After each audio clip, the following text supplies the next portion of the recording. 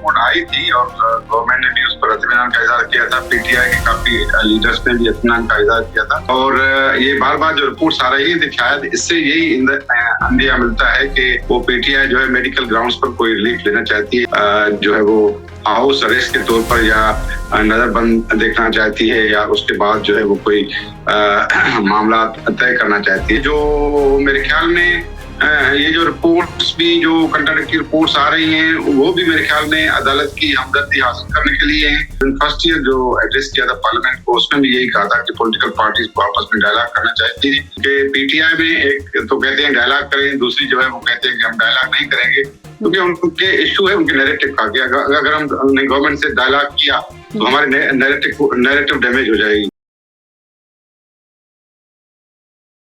जी अस्सलाम वालेकुम, आप देख रहे हैं आजाद सियासत। मैं हूं अरीज फातिमा। खित्ते से उभरती हुई बहुत सारी खबरें हैं जो एक इंडिया तो ये भी देती है कि आने वाले दिनों में बहुत सारी चीजें तब्दील होने जा रही हैं, लेकिन इसके साथ साथ पाकिस्तान की दाखिली सियासत के अंदर से भी बहुत सारी खबरें उभर कर सामने आ रही हैं। और आज पाकिस्तान तहरीक इंसाफ की तरफ से एक तफसीली रिपोर्ट भी इमरान खान की सेहत को लेकर सुप्रीम कोर्ट में जमा करवा दी गई है और डॉक्टर्स कुछ और कहते हैं, वो रिपोर्ट कुछ और कहती है। और पाकिस्तान तहरीक इंसाफ के हवाले से लोग ये कहते हैं कि वो मेडिकल ग्राउंड के ऊपर कोई रिलीफ लेना चाहते हैं। सो इन तमाम तर मौज़ूआत पर तफसील से गुफ्तगू करने के लिए मुझे ज्वाइन कर रहे हैं सेनेटर बैरिस्टर ज़मीर हुसैन घुमरो साहब, रहनुमा पाकिस्तान पीपल्स पार्टी।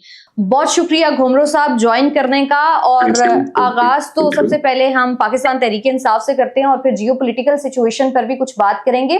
मैं देख रही थी कि पाकिस्तान तहरीक इंसाफ के ही बड़े सीनियर खुद को कहते हैं सलमान अकरम राजा साहब, वो कह रहे थे कि अब इमरान खान की आंख बिल्कुल ठीक है, उनको सिर्फ घड़ी नहीं नजर आ रही, घड़ी की सुइयां भी नजर आ रही हैं। और अब वो कह रहे हैं कि 85% जो इमरान खान की बीनाई है वो खत्म हो गई है। और जो सुप्रीम कोर्ट में रिपोर्ट पेश करवाई गई है वो भी इसी तरह की कोई बातचीत कर रही है। लेकिन डॉक्टर्स कह रहे हैं कि इमरान खान की सेहत बिल्कुल ठीक है। अब क्या माना जाए कि सेहत ठीक है नहीं है? क्या वाकईतन आप भी समझते हैं कि मेडिकल ग्राउंड के ऊपर कोई रिलीफ लेना चाहती है पीटीआई? मेरे ख्याल में जो है वो जो पहले रिपोर्ट आई थी और गवर्नमेंट ने भी उस पर इत्मीनान का इजहार किया था, पीटीआई के काफी लीडर्स ने भी इत्मीनान का इजहार किया था कि ये रिपोर्ट ठीक है, तो उसमें तो ऐसी कोई चीज नहीं थी। लेकिन ये जो बार बार जो है रिपोर्ट्स जो निकलवाते हैं, मेरे ख्याल में बार बार तो रिपोर्ट्स नहीं निकलती और ये बार बार जो रिपोर्ट्स आ रही है शायद इससे यही अंदेशा मिलता है कि वो पीटीआई जो है मेडिकल ग्राउंड्स पर कोई रिलीफ लेना चाहती है और इमरान खान को जो है मेडिकल ग्राउंड्स पर जो है वो कोई जो है वो हाउस अरेस्ट के तौर पर या नजरबंद देखना चाहती है या उसके बाद जो है वो कोई मामला तय करना चाहती है। मेरे ख्याल में यही उनका पर्पस है क्योंकि बार बार रिपोर्ट्स के आना का जो है वो रिपोर्ट्स तैयार करना, बार बार वही रिपोर्ट्स पर उसमें तब्दीली करना कि अभी है बीमारी अभी नहीं है, इससे यही अंदेशा मिलता है कि जो है वो घुमरो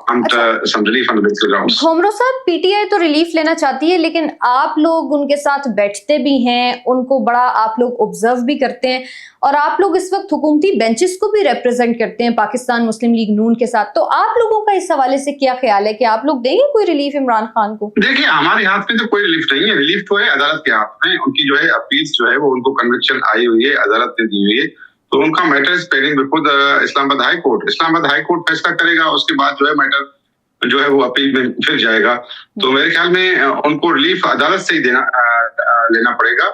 और ये जो मेरे ख्याल में ये जो रिपोर्ट्स भी जो कंट्राडिक्टरी रिपोर्ट्स आ रही हैं वो भी मेरे ख्याल में अदालत की हमदर्दी हासिल करने के लिए हैं और पॉलिटिकल लीडरशिप जो है मुख्तलिफ औकात में ये करती आई है जो जेल के हवाले से कि हमें ये बीमारी है, हमें ये बीमारी है। हमारी लीडरशिप तो ऐसे नहीं करती, लेकिन मेरे ख्याल में यही उसका पर्पस होता है। लेकिन वो जो भी रिलीफ मिलेगा वो तो जाहिर है कन्विक्शन है अभी इमरान खान साहब को, तो वो तो इस्लामाबाद हाई कोर्ट ही उसको सेटिस्फाइड कर सकती है। चले, रिलीफ तो आप लोग नहीं दे सकते लेकिन मुज़ाकरात में तो एक अहम किरदार अदा कर सकती है और पाकिस्तान पीपल्स पार्टी की तरफ से मेरा ख्याल है कि एक वेलकम हमेशा किया गया है पाकिस्तान तहरीक इंसाफ को कि आप लोग आए, टेबल पर बैठें। ये मुज़ाकरात का जो चैप्टर है वो क्लोज होता हुआ क्यों नजर आ रहा है घुमरो साहब एक मर्तबा फिर से? देखिए, गवर्नमेंट ने भी और हमारे सदर ने भी शुरू में जो इवन फर्स्ट ईयर जो एड्रेस किया था पार्लियामेंट को, उसमें भी यही कहा था कि पॉलिटिकल पार्टीज को आपस में डायलॉग करना चाहिए। और हमारा जो है वो हमारे चेयरमैन का भी यही रहा है कि पॉलिटिकल पार्टीज को डायलॉग में एंगेज होना चाहिए। और सियासत में यही होता है कि पॉलिटिकल पार्टी जब पार्लियामेंट में बैठी है तो डायलॉग ही करती है।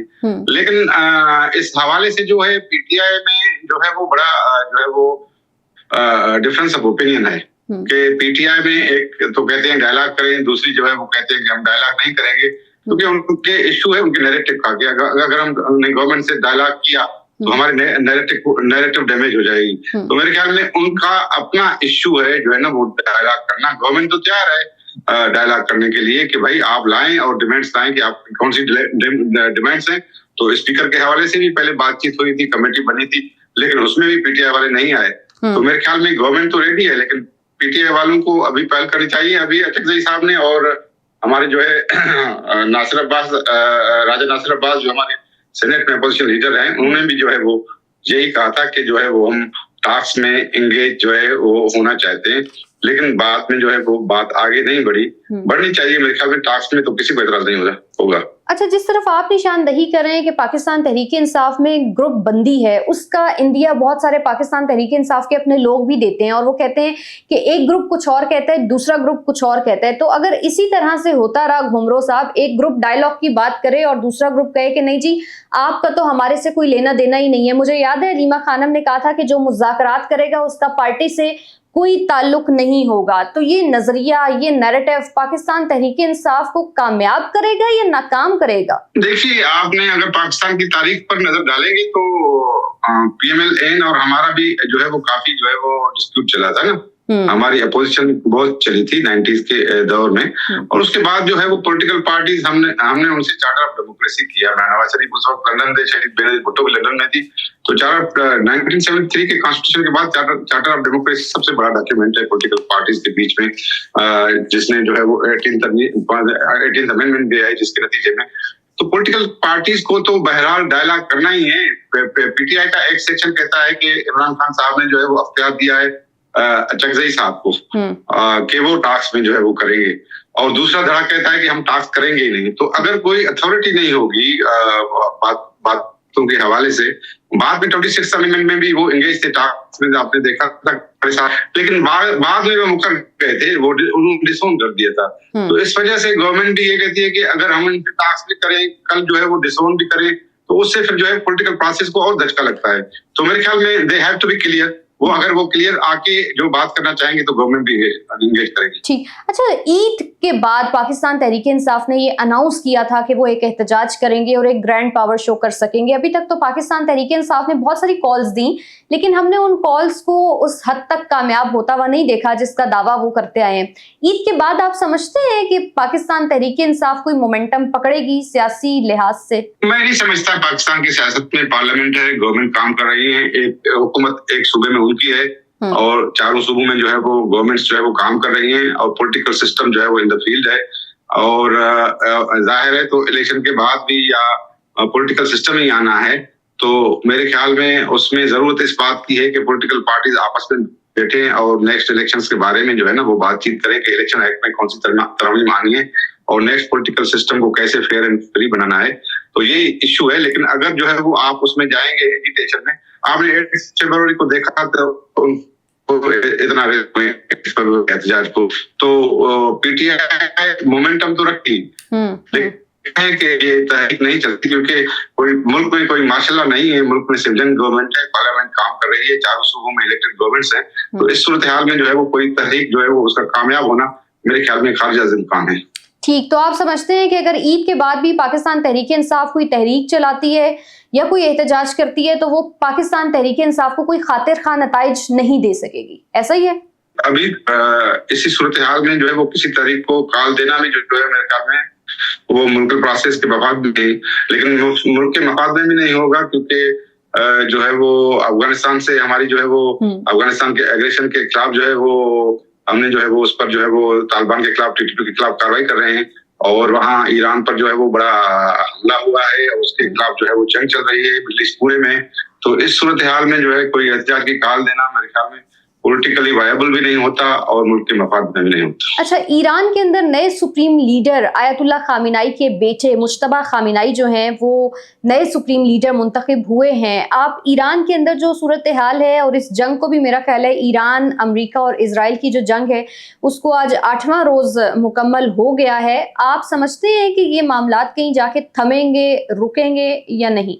मेरे ख्याल में जो इनिशियली जो ये बावर किया गया जो है वो अमेरिका की तरफ से और इजराइल की तरफ से कि ये जंग जो है वो 1 हफ्ते की होगी या 2 हफ्ते की ज्यादा से ज्यादा, मैं समझता हूं कि उससे बात आगे बढ़ गई है और this is going to be a wider conflict. और ईरान में जो है वो उन्होंने अपनी जो है वो लीडरशिप को जो तब्दील किया है उससे भी ये अंदेशा मिलता है कि ईरान जो है वो सरेंडर नहीं करेगा। इस वजह से जो शुरू में कहा जा रहा था कि जो है वो रिजीम चेंज होगी वो आसान नहीं होगी, रिजीम चेंज नहीं हो रहा है ईरान में। तो मेरे ख्याल में बड़ा मुश्किल है और ये रीजनल कॉन्फ्लिक्ट जो है वो मिडिल ईस्ट तक जो है वो बढ़ गया है। और इसमें जो है अभी इंग्लैंड ने भी जो है अपने जो है वो बाहरी बेड़ा भेजा है और इंटरनेशनली भी जो है वो जो इस वार के अमल को जो है वो इंटरनेशनली उसके खिलाफ जो है वो तहरीक भी है। तो मेरे ख्याल में ये जो कॉन्फ्लिक्ट है ये बहुत बढ़ता जा रहा है जिससे वर्ल्ड पीस को खतरा है। इसमें और भी मुल्क आएंगे और वार अगर कंटिन्यू रही तो वर्ल्ड इकोनॉमी पर जो है बड़े बुरे असरात जो है पड़ रहे हैं। होमस जो है वो बंद है, तकरीबन बंद है और वहां से तेल सप्लाई है वो भी बिल्कुल बंद है। तो इस वजह से जो है वर्ल्ड इकोनॉमी शेटर्स में चली जाएगी और इससे तमाम ममालिक को, न सिर्फ खित्ते के ममालिक को पर वर्ल्ड पर जो है वो इकोनॉमी पर असर पड़ेगा, दुनिया के सारे ममालिक पर असर पड़ेगा। तो मेरे ख्याल में अगर ये 1 महीना भी जो है वो ज्यादा चली गई तो इससे जो है वो मेरे ख्याल में बहुत न सिर्फ इलाके पर दुनिया के हालात पर भी बुरे असर पड़ेंगे। तो मेरे ख्याल में तमाम पॉलिटिकल फोर्सेस को, जैसे पाकिस्तान भी एफर्ट कर रहा है मिडिल ईस्ट में, और जो है वर्ल्ड को देखना चाहिए कि ये जंग किसी के मफाद में नहीं है और ये जंग जो है वो दुनिया को जो है वो फ्लैश में लेके जा रही है और इसको बंद करना फौरी तौर पर मेरे ख्याल में दुनिया के मफाद में होगा। ठीक, और वाकयातन ऐसा ही है कि ईरान अगर सरेंडर नहीं करता है तो खित्ते के लिए कशीदगी मजीद बढ़ेगी। दुनिया को इस पर सोचना चाहिए वरना मामलात बहुत खराब हो जाएंगे और जंगों से किसी को फायदा नहीं होता। बहुत शुक्रिया सेनेटर जमीर हुसैन घुमरो साहब आपका। आप लोगों से मुलाकात होगी नेक्स्ट प्रोग्राम में। अपना ख्याल रखिए। अल्लाह हाफिज।